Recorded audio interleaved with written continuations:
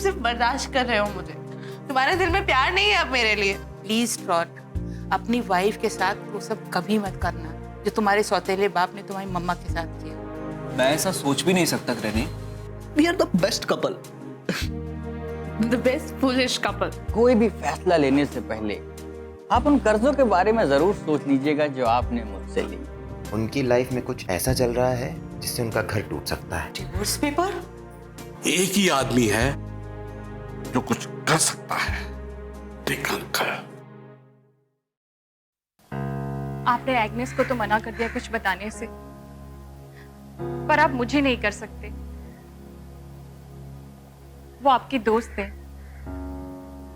पर मैं आपके गुरुजी की पत्नी हूं। बताऊंगा, सब कुछ बताऊंगा मैं अब तक इसीलिए चुप बैठा हुआ था कि मैंने सर से वादा किया था कि मैं आपको वो सब कुछ नहीं बताऊंगा जो उस दिन उस कमरे में घटा था। लेकिन अब मैं समझ चुका हूं, जो वादा मेरे सर के घर को बर्बाद कर दे, उस वादे को निभाने का कोई मतलब नहीं। तो बताइए ना, उस दिन ऐसी कौन सी बात हुई थी उस कमरे में जिस दिन मिस्टर वीकफील्ड यहाँ आए हुए थे, जिसने डॉक्टर सान्याल के मन की शांति छीन ली और मुझे उनसे दूर कर दिया, इतना दूर कि अब मुझे वो अपनी जिंदगी से निकाल फेंकना चाह रहे हैं। उस दिन उस कमरे में एक ऐसा आदमी भी मौजूद था जो बुराई का दूसरा नाम।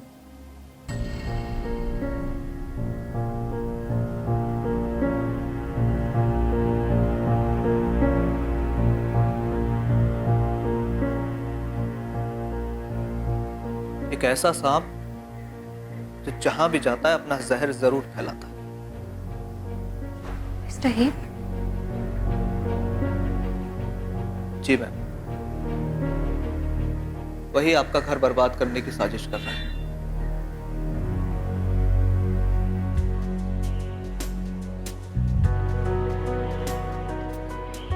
डॉक्टर सान्याल, आप वो चांद देख रहे हैं? चांद? हाँ, चांद। वो भी इस समय मिस्टर देख। आपको दिखाई नहीं दे रहा? अच्छा, आप देख नहीं पा रहे हैं, लेकिन मैं कह रहा हूं, इसलिए यकीन कीजिए कि चांद दिखाई दे रहा है। मैं कैसे यकीन कर लूं? क्यों? एक ऐसे आदमी की बात का आप यकीन कर सकते हैं जिसको आप अच्छी तरह से जानते तक नहीं हैं, और मेरी बात का यकीन नहीं करेंगे? हम तो एक दूसरे को बरसों से जानते हैं। हाँ हाँ, सोचिए सोचिए, देखिए कि चांद है या। अरे वाह। डॉक्टर सान्याल, सच सच बताइए, कल रात आपने जो कुछ भी कहा वो मजाक था? मजाक? डॉक्टर सान्याल तो बहुत गंभीर आदमी है। आपने कल रात इनसे कोई मजाक किया था? प्लीज डॉक्टर सान्याल, बताइए कि वो सब कुछ मजाक था, कहिए। मिसेस मुखर्जी, शांत हो जाइए। हम आराम से अंदर बैठकर बात करते हैं। प्लीज आइए आइए।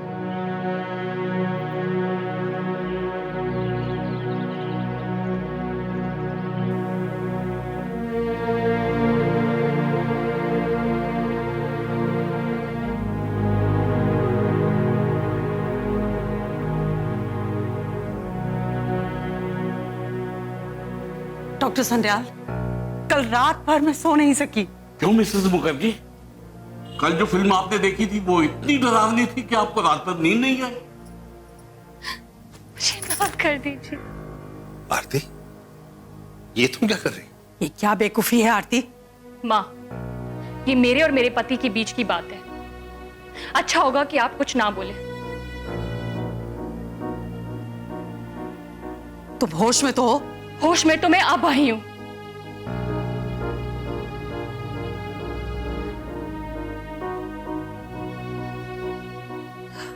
तू कहा पानी पानी पानी मैं आपको पिलाता हूँ मिसेस मुखर्जी, बस आप एक एक घूंट करके बड़े आराम से पीजिएगा, ताकि आपकी बेटी अपने दिल की बात अपने पति से कर सके।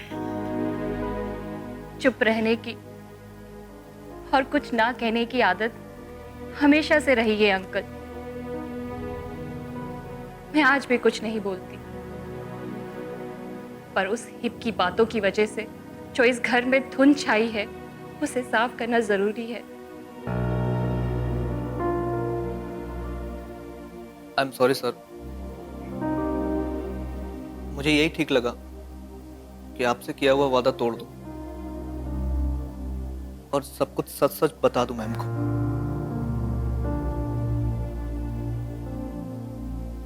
तुम्हें कुछ कहने की जरूरत नहीं आरती। हम आज जहां खड़े हैं उसमें तुम्हारा कोई कसूर नहीं है। अगर कसूर है तो वो मेरा है। कहाँ खड़े हैं हम? ऐसी क्या गलती है मेरी कि आपने मुझे अपनी नजरों से गिरा दिया? गिरा तो मैं हूं अपनी नजरों में आरती। तुम्हारे लिए तो मेरे दिल में अभी भी वो कहिए ना, आपके दिल में मेरे लिए क्या है? शक? नफरत? तुम ऐसा कैसे सोच सकती हो आरती? कुछ तो आया होगा आपके मन में।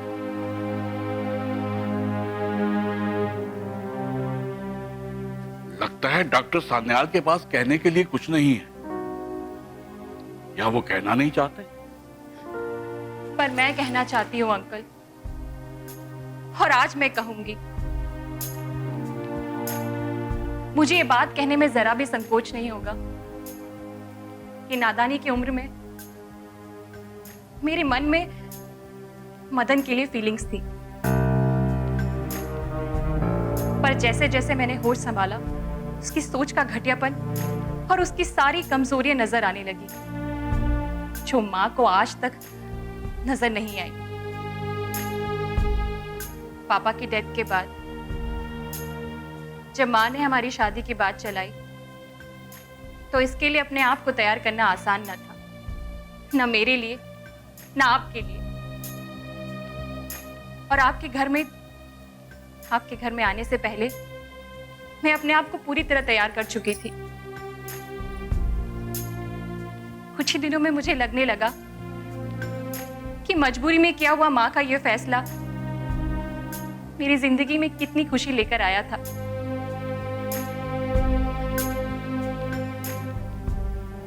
मुझ पर बहुत बड़ा उपकार किया था मां ने।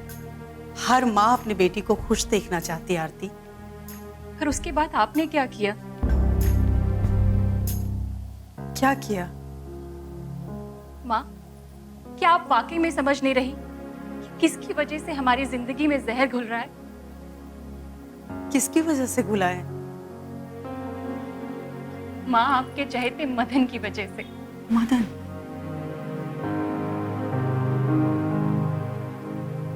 क्या किया है मदन ने? ये पूछो कि उसने क्या नहीं किया है। मैं उसे जितना भी दूर रहने की कोशिश करती हूँ, वो मेरे उतने पास आने की कोशिश करता है, और उसे बढ़ावा आपने दिया है।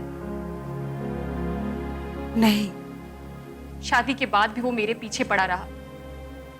मिस्टर विकफील्ड ने कोची में उसकी नौकरी भी लगाई, पर वो जाना ही नहीं चाहता था।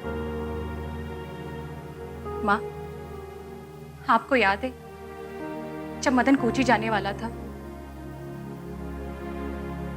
तो उसने मुझे ये कहकर अपने कमरे में बुलाया कि मैं उसका सामान पैक करने में उसकी मदद कर दूं।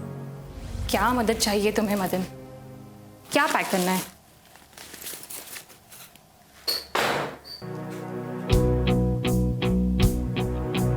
तुमसे एक सवाल पूछना था आरती। मेरे बिना कैसे जी पाओगी?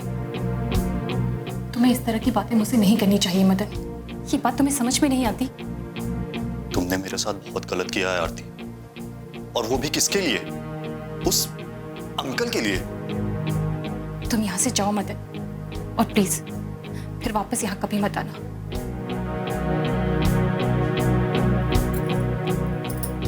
मैं कोशिश करूंगा आरती, तुम्हारी यादों के सहारे जीने की, और अगर नहीं जी सका तो तुम्हें भी नहीं जीने दूंगा। हम दोनों एक साथ मरेंगे।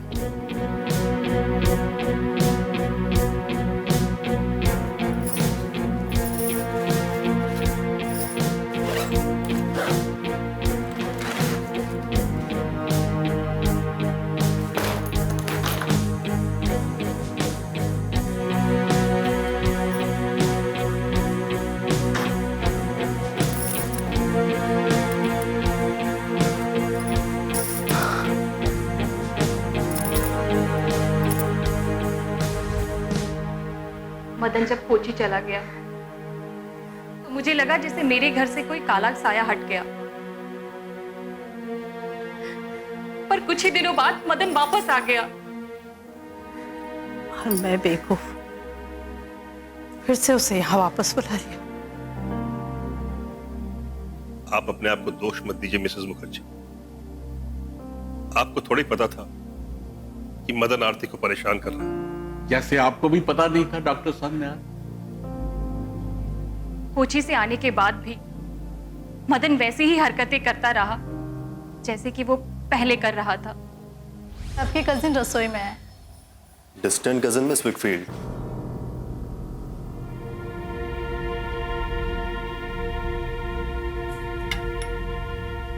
क्या हो रहा है आरती? किचन में क्या होगा?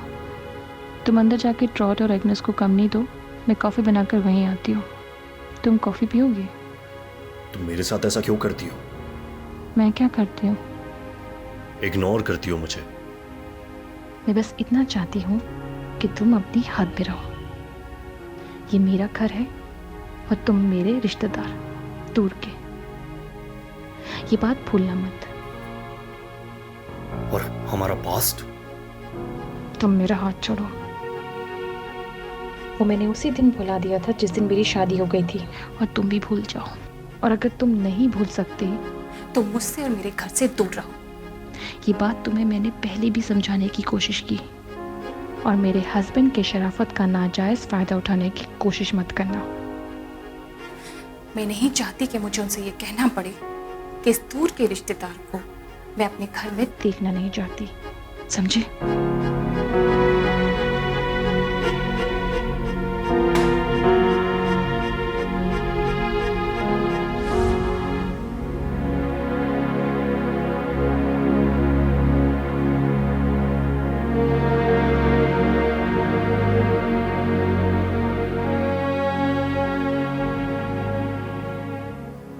इतना सब कुछ हो गया आरती, और तुमने मुझे कुछ भी नहीं बताया।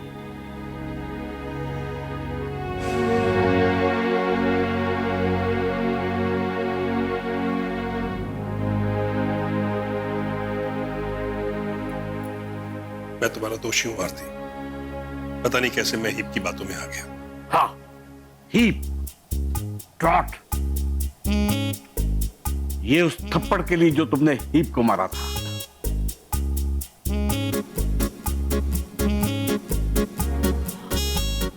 मिसेस मुखर्जी, आपके लिए भी मेरे पास चॉकलेट है, मैं आपको दे सकता हूं, लेकिन उसके लिए आपको मेरे साथ चलना पड़ेगा बाहर।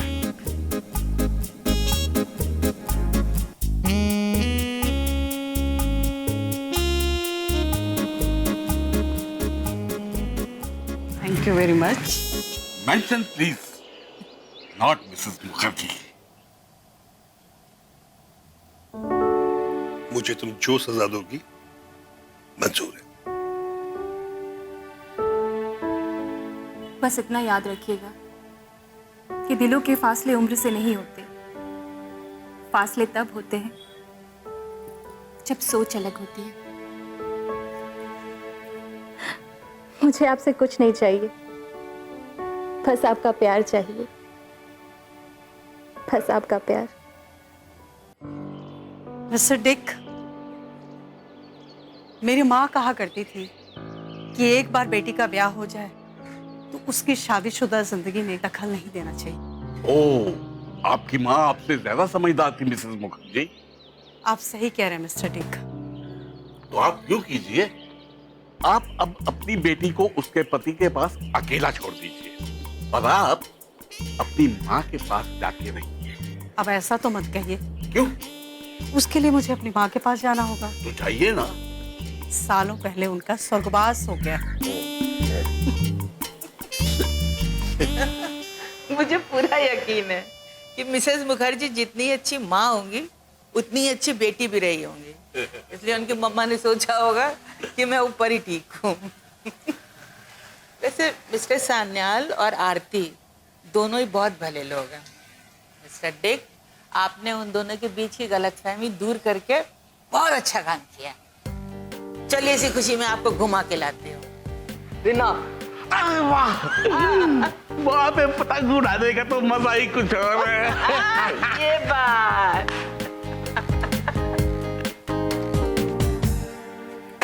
ये क्या है मिश्रा? तुमसे मैंने क्या कहा था और तुमने क्या लिखा है? श्रीमान मैंने सोचा, मैंने तुम्हें यहाँ सोचने के लिए नहीं रखा है। और वैसे भी तुमने सोचा कहाँ से? सोचने के लिए तुम्हारे पास यहाँ है कुछ? छोटा मुंह बड़ी बात, ये कोई कविता कहानी नहीं है, समझे तुम?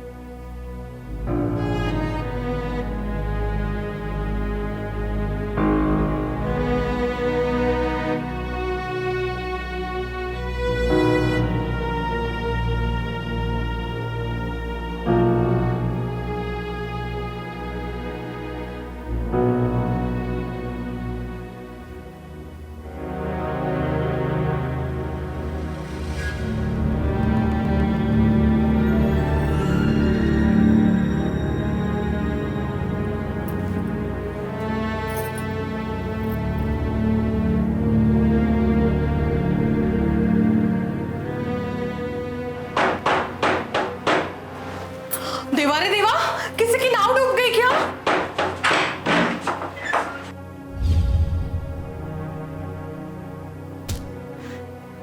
छोड़ो,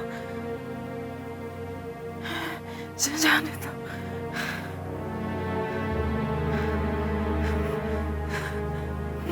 मत मारो, मत मारो,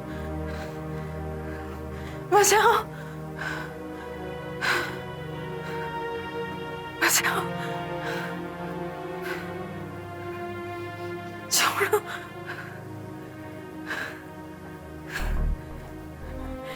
जाने दो,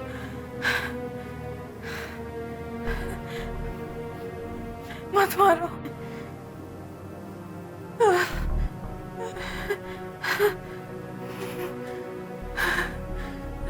सॉरी।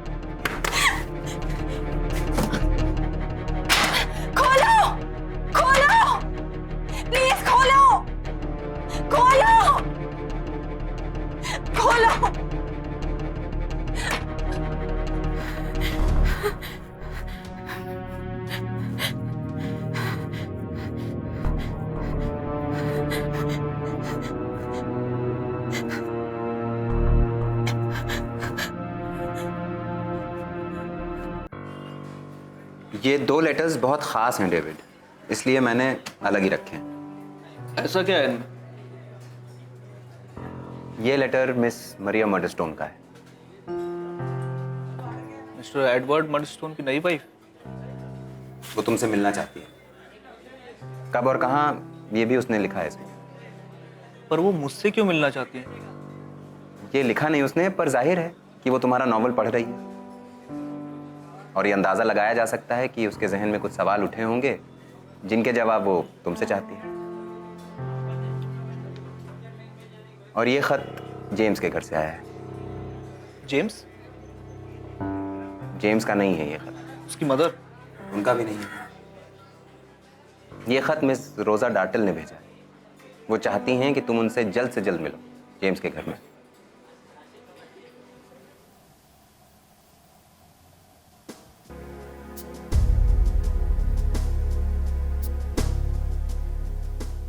आप यूं खड़े होकर मुझे इज्जत दे रहे हैं मिस्टर डेविड, देख के अच्छा लगा। क्या करूं मिस डार्टल, अपने तौर तरीकों से मजबूर हूं। बताइए क्यों बुलाया आपने मुझे? आपसे मिलने का कोई शौक तो है नहीं मुझे, बस एक खबर मिली थी तो सोचा आपको बता दी जाए। एमिली, आपको कुछ पता चला उसके बारे में? वो फिर से भाग गई है। भाग गई?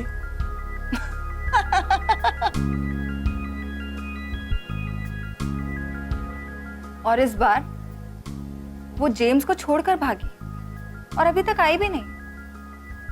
तो मुझे लगता नहीं है कि वो आएगी। हो सकता है कि वो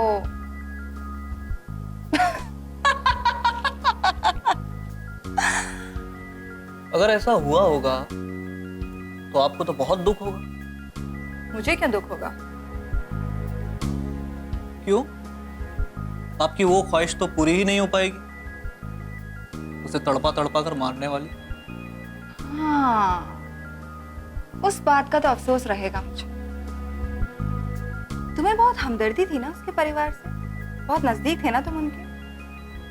उस लड़की के भी नजदीक थे क्या? वो बेचारी मासूम सी लड़की के। मैं उसके पूरे परिवार के बहुत नजदीक था मिस डार्टल। फिर तो तुम जरूर जानना चाहोगे ना उसके बारे में। बेशक जानना चाहूंगा, अच्छी बुरी जैसी भी खबर हो मैं जानना चाहूंगा। पर एक शर्त पर मिस्टर डेविड, आप अपना आपा नहीं खोएंगे, बेकार में जोश में नहीं आएंगे आप। मैं कोशिश करूंगा। अंदर आइए प्लीज।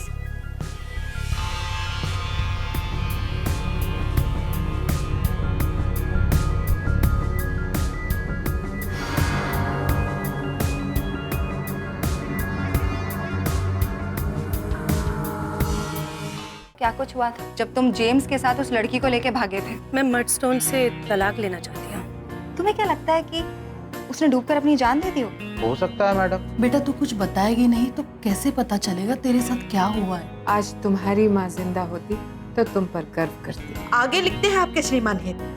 मेरे दिल को तसल्ली तब मिलेगी जब मैं टॉट को भीख मांगते हुए सड़कों पर देखूंगा।